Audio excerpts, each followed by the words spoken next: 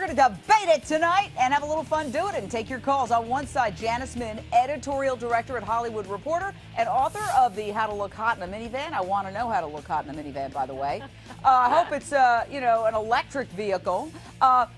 Here's the thing. On the other side, we're going to have criminal defense attorney Mark Eiglarsh. Let's see, Mark. Get ready to rumble, people. All right. Is it fair, and I'm going to start with you, Janice, for the courts to crack down on this unnamed photographer of this French magazine, or is it a violation of free speech and a violation of journalistic freedoms? Take it away. Listen, in America, it's a whole different set of rules. In France, it has one of the strictest set of laws involving privacy. That it is up to them to prosecute this as they wish. But listen, the fine today was $2,500. I can't actually think of a case that has been successfully criminally prosecuted in France that I'm aware of. Maybe my partner here knows of such a thing. But I mean, we're trying to, I think that one of the things here, yes, it is in terrible taste, but it's very hard to criminalize bad taste, and that's probably what this is going to come down to. Mark Eiglarsh. Jane, I have no idea what she just said, candidly. I'm not sure what side of the issue she's on. It was wonderfully said, but I'm not sure what side she's taking. I'll tell you what my position is. Personally, I don't support these rags.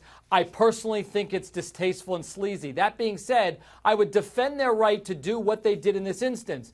If they were trespassing, I say go directly to jail. No, you trespassed, and they clearly invaded on her right to privacy. But if they were on a public road, this isn't the 80s anymore. We're all aware that there's technology, including lenses that can go as far as 800 yards, 8 football fields. And when she released the royal puppies, she had to have thought that there's maybe someone who might photograph those things.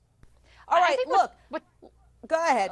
I think what's complicated here is, listen, if this were, let's say she were not a public figure, if there were some person, I'm assuming if it would be a no-brainer, if there were some person who was at home in her backyard, in her apartment or house, and some guy came up with a camera and took photos of you topless, that person is being charged with something, correct? And it's that these lines are very murky where does her status as a public figure actually let someone conduct their behavior this way? Objection, irrelevant, because we're not dealing with a private citizen. We're dealing with probably one of the most recognized international royal family members. And again, when she chose to do what she did, it is clearly reasonably foreseeable that there'll be some parasite out there ready to photograph. And let me just say this. I looked at the photograph.